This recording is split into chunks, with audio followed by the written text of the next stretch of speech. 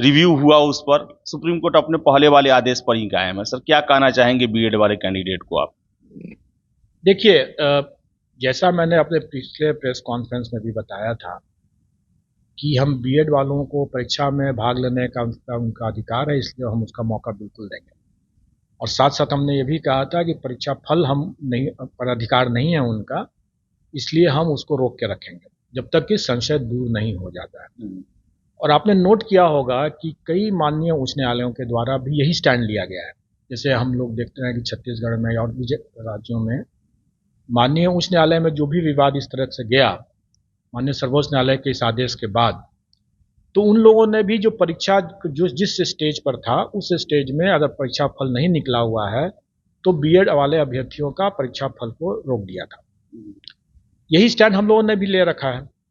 और जैसा कल हमें भी जो सूचना मिली है और अगर उसका हमारे पास हमें आदेश की प्रतीक्षा है, संशय जैसा दूर हो जाएगा तो स्वाभाविक है कि हम उसके हिसाब से माननीय सर्वोच्च न्यायालय के आदेश के अनुपालन में हम उसी हिसाब से अपना रिजल्ट निकालेंगे।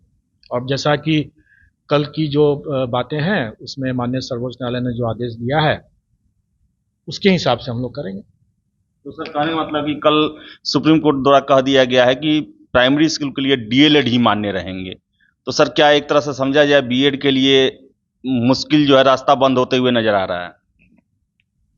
माननीय सर्वोच्च न्यायालय का आदेश सर्वोपरि है, उसको सबको मानना है, तो उसमें मैं कोई टीका टिप्पणी तो कर नहीं सकता हूँ, नहीं कोई अतिरिक्त संभावनाओं के बारे में कुछ कर सकता हूँ, इसलिए वो सबको मानना है और हम भी मानेंगे। सर और सर 69वीं सर कंबाइंड परीक्षा आप ले रहे हैं सर,